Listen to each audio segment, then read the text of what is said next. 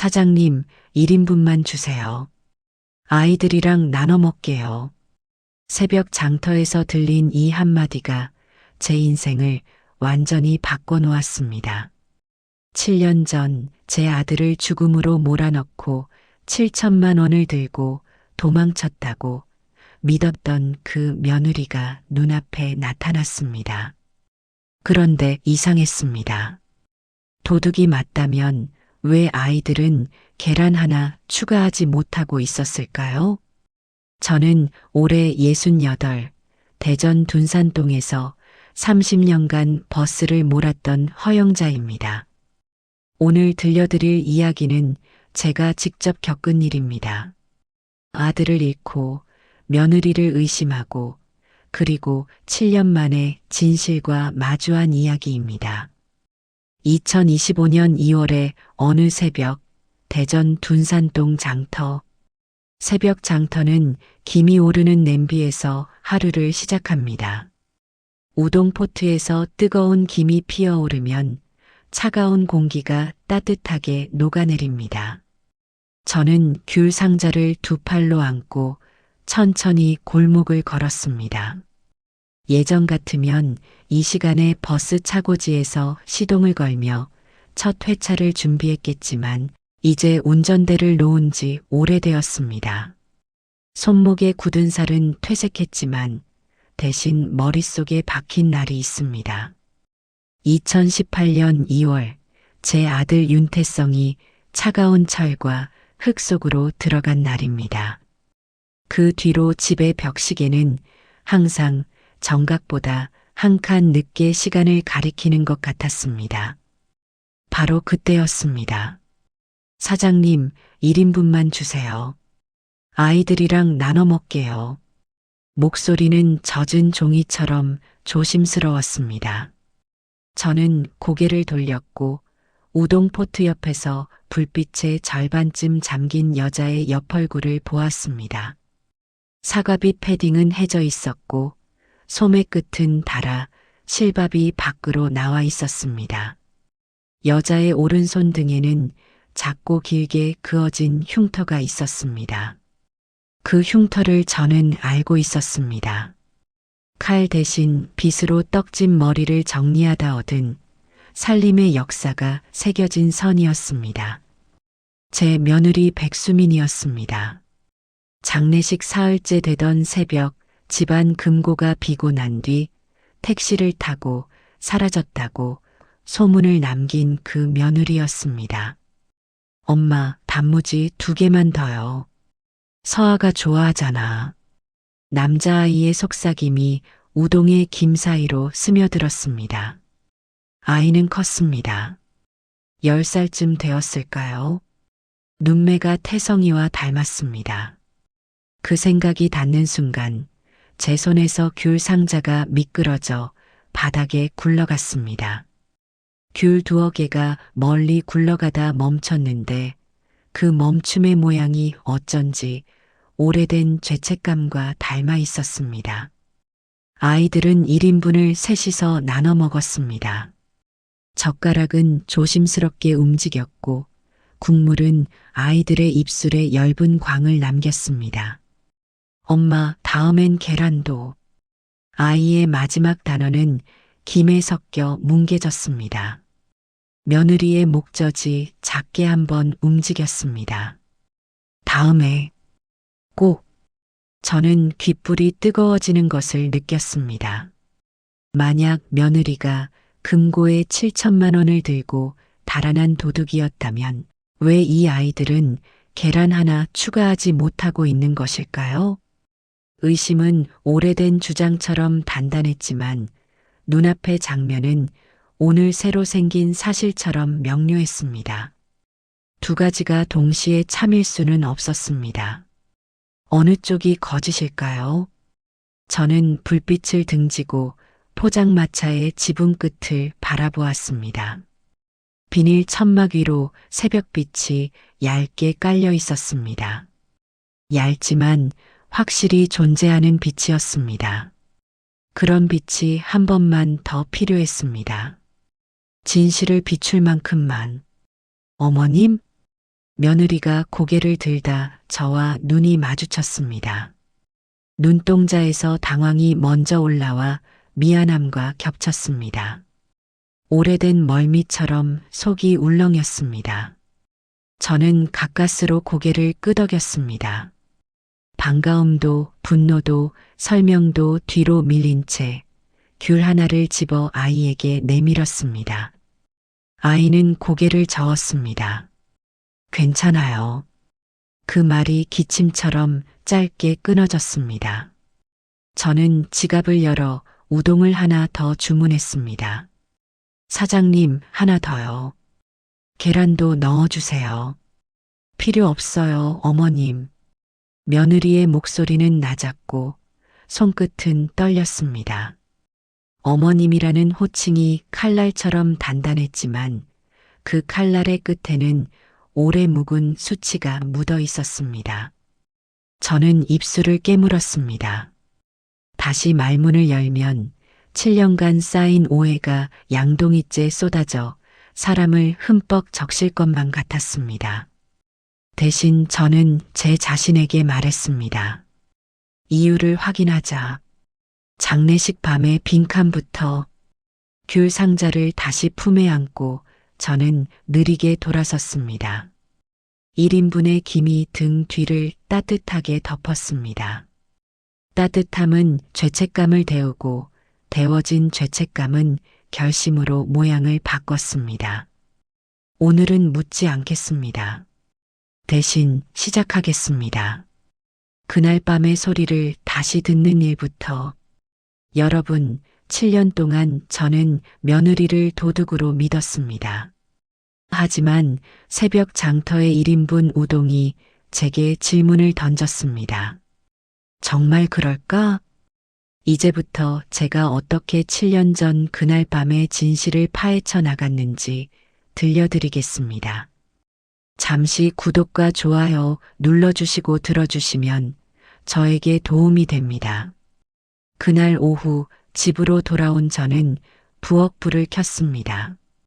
전등갓에 낀 먼지가 부드러운 안개처럼 빛을 깼습니다. 커피포트를 올려놓고 낡은 노트를 꺼냈습니다. 버스를 몰던 시절, 하차벨을 누르던 손들이 어느 정류장에서 가장 많았는지, 비 오는 날 회차 시간은 얼마나 더 걸리는지 빼곡히 적어두던 습관이 있었습니다. 그 노트의 뒤쪽 2018년 2월 페이지가 고여 있었습니다. 장례식 사흘째 새벽 며느리 실종이라고 급하게 적어둔 흔적, 그리고 옆엔 금고 7천만이라는 진하게 눌러쓴 숫자가 있었습니다. 숫자는 기억을 단단하게 만들지만 숫자가 사건의 전부는 아닙니다. 숫자 사이를 흐르는 문장이 필요했습니다. 첫 전화는 가정부 아내자에게 걸었습니다. 그날 기억나지? 수화기 너머의 침묵이 방 안에 고개를 디밀었습니다. 새벽에 택시 소리 들렸다고 했지? 남자 목소리도. 가정부의 숨이 몇 칸을 오르내렸습니다. 형님, 그게 사실은 미라 씨가 저보고 그리 말하라 했어요. 일이 생기면 보험 고객 하나 붙여주겠다면서요. 손에 쥔 볼펜 끝이 종이를 찌를 듯 흔들렸습니다. 제 딸 윤미라. 며느리에게는 시누이, 저에게는 친딸입니다. 장례식 밤 며느리의 눈물이 말라붙을 때 딸 미라는 유난히 바빴습니다. 조문객에게 커피를 돌리고 가정부에게 명령을 짧게 던졌습니다. 거짓의 씨앗이 그 입에서 떨어졌다는 것. 저는 메모 옆에 작은 별표를 그려 넣었습니다. 다음 날 판교의 프랜차이즈 카페. 저는 아들이 다니던 회사의 옛 동료, 개발팀 김대리를 불러냈습니다. 창가에 앉으니 유리벽에 구름이 나뭇잎처럼 붙었다 떨어졌습니다. 그날 밤 협력사 문제가 있었다던데. 김대리는 종이컵을 돌렸습니다. 이상했습니다. 고도윤 이사가 태성님께 먼저 전화했다더군요. 밤 10시 즈음. 그런데 그 시간 협력사는 조용했어요. 시스템 로그도 사고 없었습니다. 고도윤. 아들의 사촌 동생이자 제 조카입니다. 아들과 함께 회사를 키워왔지만 투자 유치 실패 후 지분 재편 문제로 갈등이 있었다고 들었습니다. 협력사, 조카 도윤, 밤의 전화. 세 단어가 삼각형을 만들었습니다. 그 삼각형의 중심에서 태성이가 차에 올라탔습니다. 저는 버스 운전석에서 내리던 습관대로 허리를 곧게 세웠습니다. 노선도를 조합하듯 사건의 동선을 붙였습니다. 조카의 발신, 아들의 이동, 사고 지점. 이틀 뒤 국도 사고 현장. 집으로 돌아오는 길, 저는 사고 현장을 일부러 들렀습니다. 갓길의 표지는 갈라져 페인트 조각이 올챙이처럼 말라 있었습니다. 눈을 가늘게 좁히자 어느 지점이 이상했습니다. 비가 내리지 않았는데도 노면의 한 구간이 미묘하게 반짝였습니다. 시력의 문제가 아니었습니다. 버스를 오래 몰면 노면의 재질을 발바닥 대신 눈으로 느끼는 버릇이 몸에 듭니다. 반사광이 물기와 다를 때 생기는 그 묘한 떨림. 무언가 뿌려졌을 가능성이 머릿속에 떠올랐습니다. 하지만 추측은 증거가 아닙니다. 저는 호주머니에서 오래된 장땡초를 꺼내 입에 물었습니다. 매운맛이 중심을 잡아주었습니다. 다음 날 아침 교통조사 경력이 오래된 오 형사에게 전화를 걸었습니다. 현장을 다시 볼 수 있을까요? 오 형사는 질문부터 던졌습니다. 왜 지금이죠? 시계바늘이 이제야 정각을 향해 가는 중이라서요. 낡은 농담 같은 대답에 오 형사는 짧게 웃고는 날짜를 잡았습니다. 통화를 마치고 창문을 열었습니다. 주방의 얇은 커튼이 한 박자 늦게 바람을 따라 흔들렸습니다. 늦었지만 아직은 도착하지 않은 시간이 있었습니다. 그 시간에 도착하기 위해 저는 한 가지를 더 적었습니다. 딸 미라의 동기. 왜 친딸이 며느리를 향해 거짓을 퍼뜨렸을까요? 가족을 지키기 위해라는 말은 언제나 그럴듯해 보이지만 누구의 가족을 누구에게서가 빠져 있습니다. 그날 저녁 장롱위 상자에서 아들의 메모 몇 장을 꺼냈습니다. 투자자 미팅 일정, 회의 노트, 그리고 끄트머리에 적힌 문장이 있었습니다. 지분 재편론의 도윤형, 투자심사위 메신저 캡처 확인 필요. 그 옆에는 물음표가 커다랗게 서 있었습니다. 태성이는 의심을 문장으로 남겼습니다. 문장이 남았다는 것은 시간이 아직 완전히 끊기지 않았다는 뜻입니다. 그 끊기지 않은 시간의 줄을 붙잡고 저는 생각했습니다. 딸 미라는 누구와 연결되어 있었나? 회사의 밖에서 안으로 들어오는 수많은 입들 중 딸과 웃으며 인사하던 얼굴이 떠올랐습니다. 조카 고도윤, 장례식장에서 팔짱을 끼고 고개를 숙이던 사촌입니다. 효자처럼 보였지만 효가 어디로 향하는지는 아무도 묻지 않았습니다. 오후가 볕을 꺾을 때쯤 저는 거실 탁자 서랍을 열어 오래된 손녹음기를 꺼냈습니다.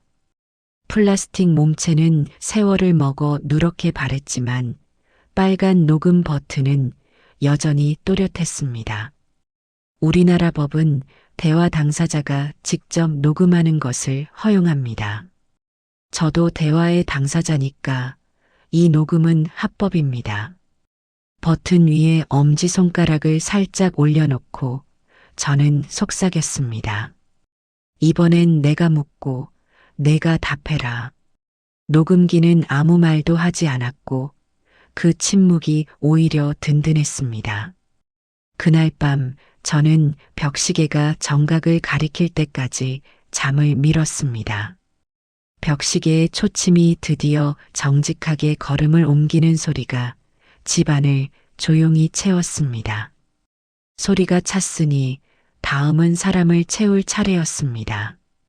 딸 미라와 조카 도윤, 거짓의 씨앗을 뿌린 손과 물을 준 손을 같은 식탁으로 불러야 했습니다. 사흘 뒤 준비를 마친 날, 딸 미라에게 전화를 걸었을 때 그녀는 의외로 쉽게 약속에 응했습니다. 언니가 유산 얘기를 한다니 안 갈 수가 있어? 말을 마치는 어조가 가볍게 웃었지만 웃음 뒤에 숫자를 세는 소리가 희미하게 붙어오는 듯 했습니다. 조카 도윤에게는 문자를 보냈습니다. 태성이가 남기고 간 기술 자료 정리 중. 너와 상의할 게 있다. 낚싯줄에 달린 미끼는 거창할 필요가 없습니다. 다만 그 미끼가 물에 잘 보일 정도로만 반짝이면 됩니다. 그리고 오 형사에게도 전화를 걸었습니다. 형사님, 오늘 오후 3시 우리 집에 좀 와주실 수 있으세요? 중요한 대화가 있을 겁니다. 오 형사는 잠시 뜸을 들이더니 대답했습니다. 알겠습니다. 조용히 가겠습니다. 그날 오후 우리 집 거실. 저는 거실을 정돈했습니다. 오래된 보자기 테이블볼을 펴고 보리차를 우렸습니다. 테이블 아래 서랍의 맨 안쪽 녹음기가 누워 있었습니다. 뚜껑을 살짝 열고 빨간 버튼에 접근하기 쉬운 각도를 맞췄습니다. 해 걸린 오후 딸 미라가 먼저 도착했습니다. 화장기 진한 얼굴이 문턱을 넘으며 집안 공기를 재보는 듯 코를 스쳤습니다. 언니, 이 집도 참 옛날 그대로네. 저는 자리를 권한 뒤 보리차를 앞에 밀었습니다. 너도 그대로다. 말은 짧았지만 줄 간격은 넓었습니다. 딸은 테이블 위를 두리번거렸습니다. 근데 며느리는 아직도 어딘가 기어들어가 살고 있대? 저는 그 질문에 대답하지 않았습니다. 대신 시선을 시계로 옮겼습니다. 3시 5분, 5분이 채 안 돼 초인종이 울렸습니다. 조카 도윤이 깔끔한 코트를 걸치고 들어왔습니다. 그의 눈동자는 늘 그렇듯 표준화된 예의 바른 각도로 반짝였습니다. 고생 많으셨죠, 이모. 그는 자연스럽게 이모라 불렀습니다. 사촌이라기보다 조카의 톤입니다. 그러니 언제나 효자처럼 보였습니다. 저는 고개를 끄덕이고 자리를 권했습니다. 보리차의 김이 세 사람의 얼굴에 얇게 내려앉았습니다. 태성이가 남긴 자료 중에 내 이름이 적힌 메모가 있더라. 저의 첫말에 조카의 미간이 아주 얕게, 무심한 사람이라면 놓칠 만큼 얕게 움직였습니다. 아, 그건 업무 정리 차원에. 말을 잇는 사이 저의 오른손 엄지가 서랍 안의 빨간 버튼을 눌렀습니다. 작은 딸깍 소리가 두꺼운 나무판에 흡수되었습니다. 미라야. 저가 딸 쪽으로 고개를 돌렸습니다. 그날 새벽 우리 집 가정부한테 무슨 말을 시켰니? 딸은 눈썹을 치켜 올렸습니다. 언니 갑자기 왜 그래? 다 지난 일이잖아. 지난 일은 내가 지나가게 해야 지난 일이 된다. 딸의 손이 보리차 잔을 건드려 물결이 안쪽에서 한번 부딪혔다 돌아섰습니다. 그때 그렇게 말하라 했지? 며느리가 남자랑 택시 타고 나갔다고. 딸은 어깨를 으쓱했습니다. 그 정도 말 못해? 집안 체면이 달린 문제였어. 더 퍼지기 전에 입을 막아야 했지. 조카 도윤은 두 사람의 대화를 조용히 듣고 있다가 가볍게 웃었습니다. 이모, 어머니들 사이에는 그런 오해가 많죠. 제가 도울 수 있었으면 했는데. 그래서 내가 태성이한테 전화를 했니? 저의 질문은 갑자기 방향을 틀었습니다. 조카의 눈동자가 초점을 잃었다가 다시 잡았습니다. 협력사 쪽에 이슈가 있어 보여. 그 시간 협력사 로그는 조용했다. 말이 끝나는 순간 현관문이 다시 열리며 오 형사가 들어왔습니다. 실례합니다. 저는 고개를 끄덕이며 소파를 가리켰습니다. 딸의 표정이 조금씩 흐트러졌고 조카의 목젖이 긴 삼키기를 한 번 했습니다. 역시 숫자를 세던 사람들은 갑작스런 사람의 등장에 약합니다. 오 형사는 골랐다는 듯 한 장의 사진을 테이블에 올렸습니다. 야간 교통 CCTV 프레임 캡처였습니다. 이 구간 경적 소리가 짧게 3번 들어갑니다. 흔한 패턴은 아니죠. 그런데 고도윤 씨 차량의 통행 기록, 여기 시간이 겹칩니다. 조카의 입술이 움직였습니다. 그건 우연히 한 달에 3번씩 같은 시각 같은 구간을 찾아올까요? 저의 말은 비유였지만 의미는 정확했습니다. 딸 미라가 자리에서 일어나 목소리를 높였습니다. 그래, 내가 소문 좀 돌렸어. 그게 어때서? 며느리 입 다물게 해야 도윤이도 우리 집도 무사할 거 아니야. 그 고백은 생각보다 쉽게 밖으로 나왔습니다. 거리낌의 자녀가 딸의 볼에서 붉은 기운으로 번졌습니다. 방 안이 잠깐 비었습니다. 사람들의 호흡 사이로 오래된 시계의 초침이 알맞은 크기로 박혔습니다. 저는 숨을 들이마셨다가 내쉬며 마지막 질문을 올렸습니다. 도윤아, 내가 태성이한테 전화했지? 이유가 무엇이든 그 전화가 그 길로 향하게 했다. 그리고 노면에 무엇인가가 있었지? 조카는 대답하지 않았습니다.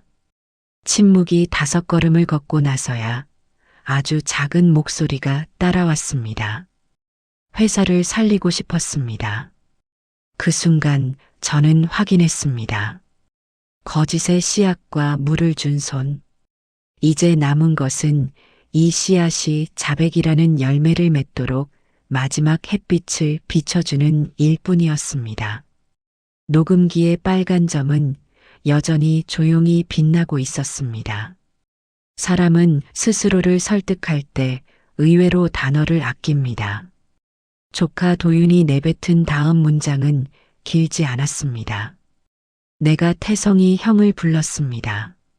문장에 들어갈 수 있었던 수식, 핑계, 비본질의 장식들은 모두 빠졌습니다. 그럼에도 문장은 침대 매트리스처럼 무거워 소파 쿠션을 한 칸 눌렀습니다. 오 형사가 고개를 들었습니다. 그 뒤엔요? 조카의 눈꺼풀이 느리게 떨렸습니다. 경적은 신호였습니다. 임시로 좌측 차선의 위험 요소라는 합의된 표시. 자율주행 테스트 때 쓰던 테스트? 저의 목소리가 낮아졌습니다. 사람 없는 시간에 코너링 데이터를 뽑으려고 그날도 할 생각이었어요. 그런데 형이 갑자기 나오셔서 문장은 그 뒤를 잃었습니다. 잃어버린 뒤를 보는 건 남은 사람의 몫이었습니다. 오 형사가 사진 한 장을 더 올렸습니다. 사고 지점 근처에 놓으면 클로즈업이었습니다. 여기 보이세요? 빛 반사 패턴이 물기와 달라요. 점성이 높은 무언가가 얇게 펴졌을 때 나는 반짝임입니다. 국과수 분석 결과 실리콘 기반 코팅제 성분이 검출됐습니다. 저의 등줄기가 서늘해졌습니다. 제가 본 그 이상한 빛의 각도, 버스 기사로 살며 수천 번 코너를 돌던 습관이 말했습니다. 여기는 미끄러질 수밖에 없다고. 딸 미라는 손으로 이마를 가렸습니다. 도윤아, 이건. 조카는 손으로 얼굴을 쓸어내렸습니다. 형을 다치게 하려 한 건 아니었어요. 그냥 늦게 만들고 싶었을 뿐. 다음 날 투자심사 미팅. 형이 못 가게. 투자 실패가 전부 제 책임이 될까봐. 지분 재편을 빨리 해야 할 것 같아서. 그 순간 저의 폐 속 어딘가서 오래된 바람이 팔꿈치까지 올라왔습니다. 일상의 박봉에서 늘 휘청거리던 삶은 그래도 올곧았습니다. 넘어지면 무릎이 깨졌지 남의 다리를 빼앗지는 않았습니다. 사촌을 밀어낸 자리가 자리냐? 저의 말은 건조했지만 그 뒤에 들어있는 물기가 모두를 적셨습니다. 오 형사가 단정적으로 말했습니다. 지금 이 자리에서 더 말하지 않으셔도 됩니다. 이미 충분합니다. 그리고 딸 미라를 봤습니다. 허위 사실, 유포와 증거 은폐의 공모 정황도 확인됐습니다. 딸은 입술을 깨물었습니다. 나는 가족을 지키려. 누구에게서? 저의 질문은 망치처럼 간단했습니다. 딸은 대답을 못했습니다. 가족이라는 말은 때로 방패가 되지만 방패가 칼이 되어 남을 찌르는 순간 더 이상 가족이 아니었습니다. 수갑이 채워질 때 똑딱 금속이 금속을 스치는 소리가 방 안의 온도를 한 칸 낮췄습니다. 조카는 한번 고개를 들었습니다. 그 눈에는 이해받고 싶은 무언가가 미세하게 떨리고 있었습니다. 저는 그 떨림을 보지 않았습니다. 대신 서랍을 열어 녹음기를 꺼냈습니다. 빨간 점이 더 이상 빛나지 않았습니다. 충분히 담았다는 뜻이었습니다. 오 형사가 자리에서 일어나며 고개를 숙였습니다. 허영자 여사님, 여기까지 오시느라 고생 많으셨습니다. 이 다음은 저희가 하겠습니다. 저는 고개를 끄덕였습니다. 형사님, 하나만 더 부탁드려요. 장례식 사흘째 새벽 금고 얘기. 오 형사가 고개를 끄덕였습니다. 가정부와 따님이 꾸민 이야기로 보입니다. 금전 흐름을 추적하면 곧 나올 겁니다. 그날 밤 집 안방. 저는 집으로 돌아와 안방 문을 반쯤 열었습니다. 방 안에는 누구도 없었지만 누군가 문턱을 밤새 지킨 듯 공기가 눅눅했습니다. 장롱 위에 올려둔 아들의 사진을 내려다봤습니다. 사진 속 아이는 늘 그 미소였습니다. 밝지 않지만 진한, 억지로 꺼낸 다시마 같은. 이제 알겠다, 태성아. 저는 사진을 바로 세우며 속삭였습니다. 사람이 사람을 믿는다는 게 무엇인지, 믿어야 할 것을 믿고 의심해야 할 것을 의심하는 법을 내가 늦게 배웠다. 늦게 배우는 건 부끄럽지만 배우지 못하고 사는 것보다는 낫습니다. 다음 날 아침, 오 형사의 문자 한 줄이 도착했습니다.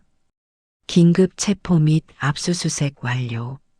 장례식 새벽 금고 현금, 따님 통장 입금 정황 확보.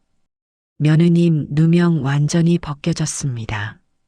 그 한 줄이 벽시계의 분침을 정확히 정각에 맞춰주었습니다. 2주 뒤 지방법원. 검찰 조사와 구속영장이 이어졌습니다. 조카 도윤은 과실을 주장했고 딸 미라는 가족을 위해서를 반복했습니다. 판사는 기록을 넘겼습니다.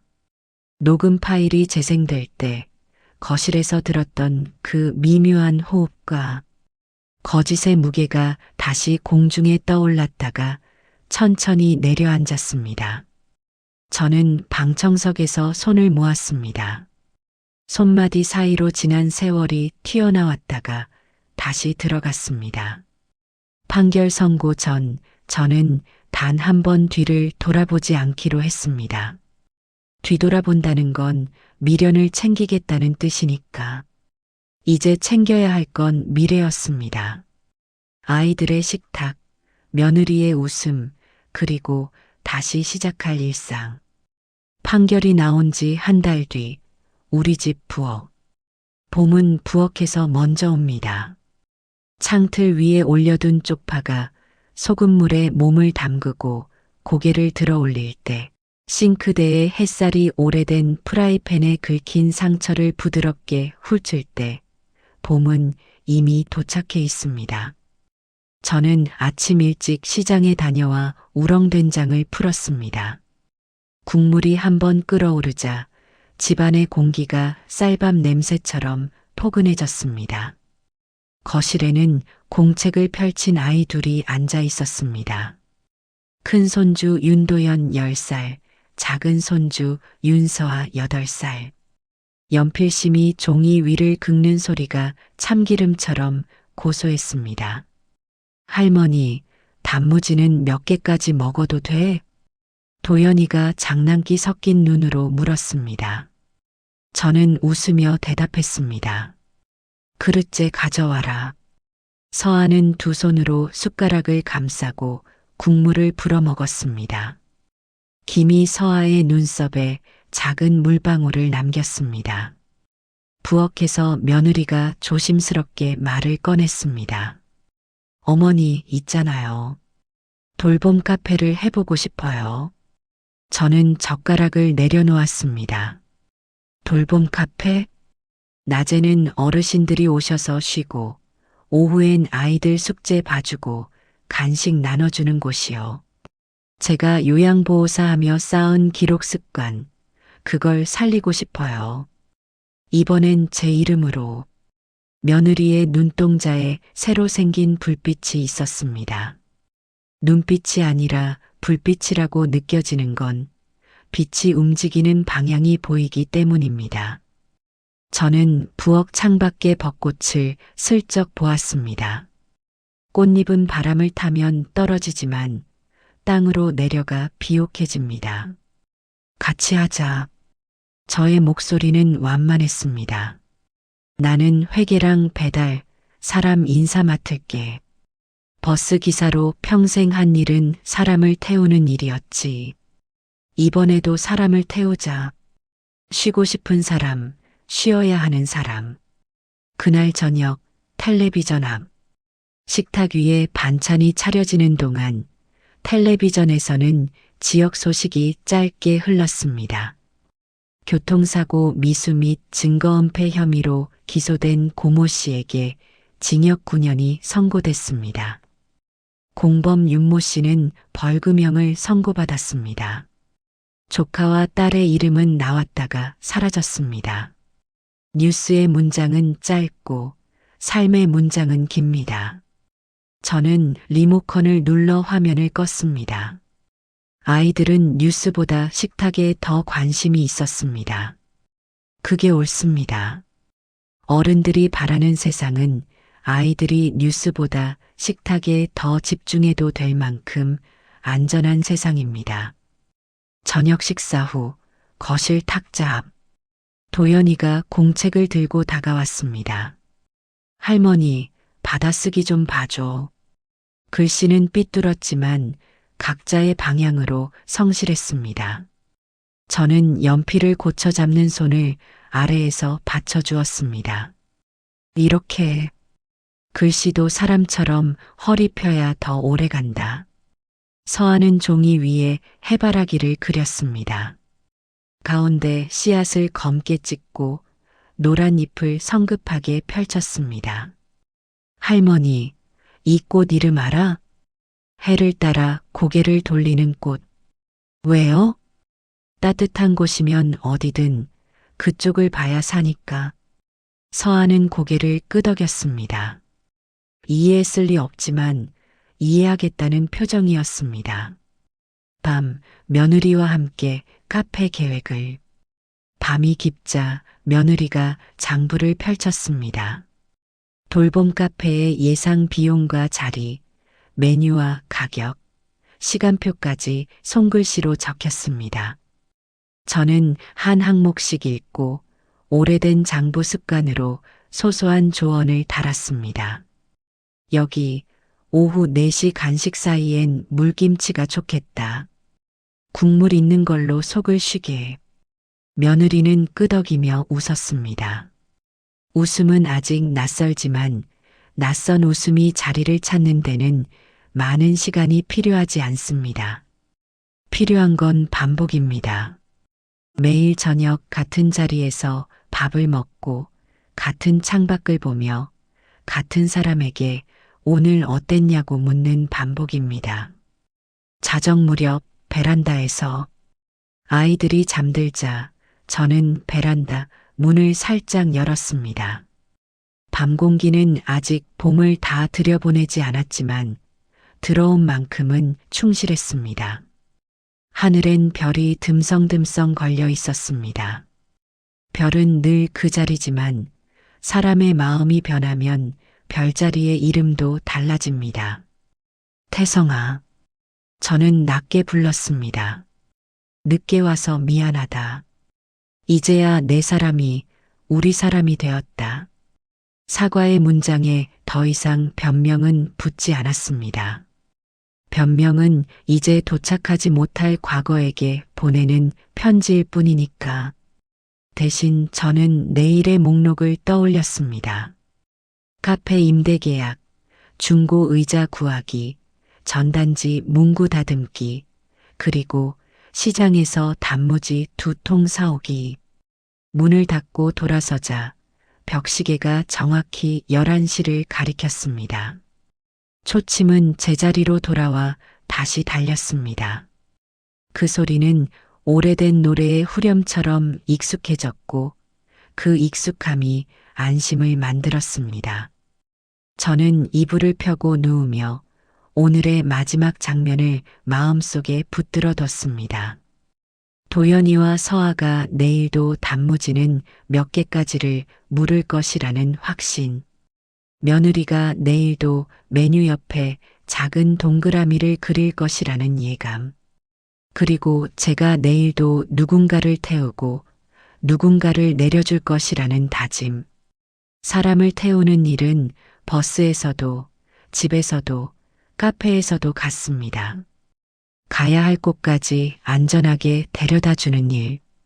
그게 가족이고 그게 삶이고 그게 우리가 매일 새로 쓰는 대본의 제목입니다. 여러분, 긴 이야기 끝까지 들어주셔서 감사합니다. 7년이 걸렸지만 저는 진실을 찾았고 며느리와 손주들을 되찾았습니다. 의심하기 전에 한 번 더 보는 것. 포기하기 전에 한 번 더 묻는 것. 그게 가족을 지키는 방법이었습니다. 여러분의 인생에도 따뜻한 봄이 찾아오길 바랍니다. 구독과 좋아요, 알림 설정 부탁드립니다. 감사합니다.